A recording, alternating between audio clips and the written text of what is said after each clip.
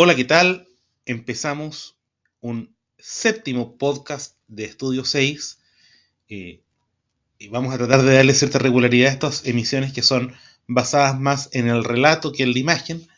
eh, y hoy para tratar un tema que fue sometido a votación en Twitter, que es la red principal que tenemos de difusión del canal, eh, y que si bien no es exactamente contingente, sí tiene cierto interés para ciertos hechos históricos contingentes como lo vamos a ver en unos minutos. ¿Ya?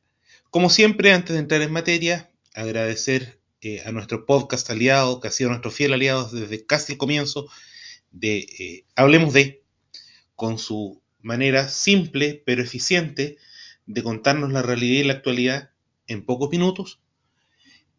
Recordarles a nuestros auditores que siempre tienen la posibilidad de colaborar con la continuidad del canal mediante aportes en el flow del canal.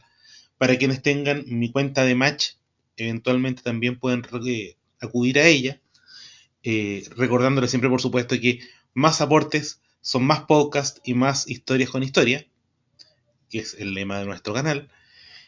Agradecer, tal como hemos anunciado, va a tener su placa junto con quienes aporten de aquí hasta el viernes en la noche, hasta el domingo en la noche para el próximo capítulo, a Francisco, un colaborador también de los primeros colaboradores que tuvimos y que ya ha hecho su aporte esta semana para el próximo episodio.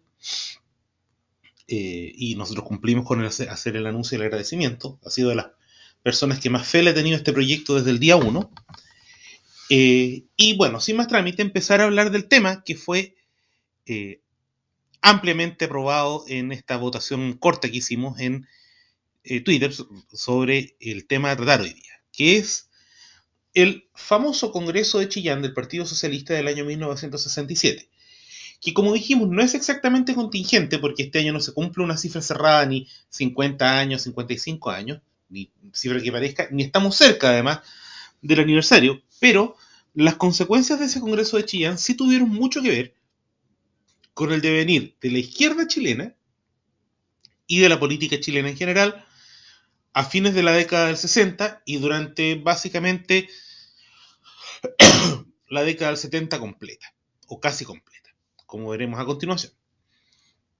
Como siempre, tenemos que poner en contexto cómo vamos a llegar a este punto. 1964, primero, Eduardo Frei Montalva arrasa en las elecciones presidenciales y en marzo del 65, las elecciones legislativas, la democracia cristiana hace lo propio, arrasando en las elecciones legislativas, obteniendo casi la mitad del Congreso, casi la mitad del Senado, perdón, y más de la mitad de la Cámara de Diputados, 82 diputados sobre 147, o sea, una raza en toda regla, y eso significó varias consecuencias respecto de las demás fuerzas políticas en Chile. Por una parte, para la derecha, ¿cierto? Significó una hecatombe que representó el final de los partidos políticos tradicionales, vale decir, el Partido Conservador Unido y el Partido Liberal, que tuvieron que refundirse en el Partido Nacional.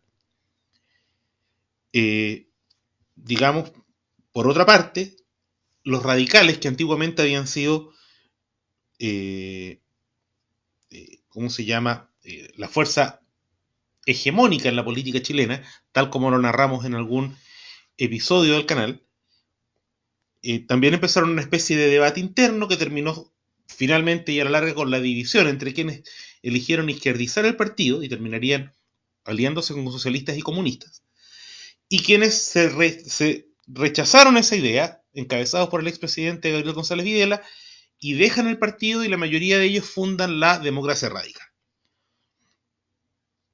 Y en el Partido Socialista también empezó una especie de debate interno. ¿Por qué? Porque empezaron a cuestionarse ciertas cosas, como que habían presentado 3 elecciones consecutivas un candidato presidencial, que era Salvador Allende, que no había ganado en ninguna de las 3 ocasiones, más allá de los detalles que puede tener el análisis de cada elección, ¿no? Pero ya el hecho en concreto era que Allende ya había corrido 3 veces y había perdido las 3 veces. ¿Ya? Y la última vez había perdido feo porque, más que mal, Frei gana en primera vuelta. O sea, no había segunda vuelta, pero no tuvo que recurrir a la definición en el Congreso Pleno. el primer debate interno, y ahí los socialistas tuvieron una serie de debates internos. El primero se da en el 21º Congreso del partido en Linares a finales del año 65. Y por primera vez el Partido Socialista, por primera vez en 3 décadas, habla de lucha armada o habla de tesis revolucionarias reñidas con la democracia. Y aquí tenemos que hacer un poco de historia. El Partido Socialista, su origen en Chile no es un origen democrático. El Partido Socialista, materialmente hablando, nace en cuarteles militares, ¿ya? Y nace al alero de militares golpistas, de hecho, como Marmaduke Grohe, que derrocó un gobierno democráticamente instalado el año 32 para fundar la República Socialista. Por lo tanto, su origen, hasta el día de hoy, no es un origen del todo limpio desde la perspectiva de la credencial democrática. Pero sin embargo, digamos, con el correr del tiempo, empezaron, no sé si a moderarse, pero a reconocer que formaban parte del juego democrático y a tratar de ceñirse dentro de todas las reglas del juego democrático, compitiendo en elecciones abiertas. Y si bien siempre los socialistas han tenido fama de ser medio complotadores, pero a la larga siempre estaban dentro de las reglas del juego. Bueno, en este Congreso de Linares del año 65, por primera vez los socialistas, desde esa lejana ya década del 30, empiezan a cuestionarse pertenecer al sistema democrático y empiezan a debatir la posibilidad de asumir como propias las tesis de la Revolución Cubana. Vale decir, considerar la vía armada como una forma válida de obtener el poder, que ya era bastante impropio de una fuerza que se hace llamar democrática. Y esto significó una pelea interna, ya que se dividió en ciertos lotes. ¿Ya? Por una parte hubo una división que tenía que ver con liderazgos personales. Estaban quienes eran los seguidores del senador Salvador Allende y quienes eran seguidores del archirrival de Allende en la interna partidaria, que era el senador Raúl Ampuero, que además de él contaba con otros congresistas a su alrededor. ¿Ya? No era un lote tan solitario. ¿Qué gracia tenía Allende? Bueno, el hecho de haber sido candidato 3 veces le aportaba un cierto liderazgo, aunque era medio cuestionado.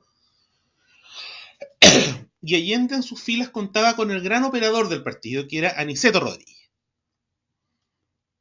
que era una persona que, también senador, que si bien no era el senador más popular del mundo, tenía la facultad o la habilidad de ser el gran operador en la interna, el que conocía a los políticos locales, el que podía arreglar mediante reuniones, mediante alguna componenda, solucionar los problemas, y eso era un gran plus para el sector de Allende, que dentro de todo era el más moderado en la interna socialista. ¿Ya? Pero además de esta división entre los partidarios de Ampuero y los partidarios de Allende y el Cheto Rodríguez, nace un tercer lote de gente más joven que se hizo llamar los helenos. ¿Por qué se llamaban los helenos? En alusión al ELN, o Ejército de Liberación Nacional de Bolivia, que eran las fuerzas revolucionarias bolivianas que habían recibido en su seno al Che Guevara. Por lo tanto, ellos de alguna manera eran los que más abiertamente abogaban por adoptar tesis revolucionarias violentas en la interna del partido. Este primer debate se plantea, como dijimos, en este Congreso de Linares, pero Aniceto Rodríguez hizo gala de su buena muñeca y logró mantener la situación controlada, y el partido siguió un rumbo todavía dentro de las reglas del juego democrático. Ya para 1967, por ejemplo, la cosa no estaba tan bien. En julio de ese año, logró el Comité Central expulsar a Raúl Ampuero, y lo que significó a su vez que todos estos congresistas que estaban con Ampuero se fueran del partido junto con él para fundar la llamada Unión Socialista Popular, ¿ya? Que terminaría a la larga también siendo un partido medio funcional al Partido Socialista sin formar parte de él. Al expulsar a Ampuero, todo el mundo supuso, ese año correspondía otro congreso, el 22º Congreso, que el ambiente iba a ser muy tranquilo y con esto nuevamente Aniceto Rodríguez había logrado controlar las aguas en la interna socialista. Y bueno, llega la fecha del Congreso en la ciudad de Chillán, los días 24, 25 y 26 de noviembre. Y además este Congreso tiene otra particularidad, es el primer Congreso que tiene lugar después de las elecciones municipales del 67, donde si bien la Democracia Cristiana mantuvo el primer lugar como partido más votado, pero tuvo una baja electoral brutal respecto al resultado de las legislativas del 65, con lo que, vamos a ocupar un término coloquial, a todas las fuerzas políticas les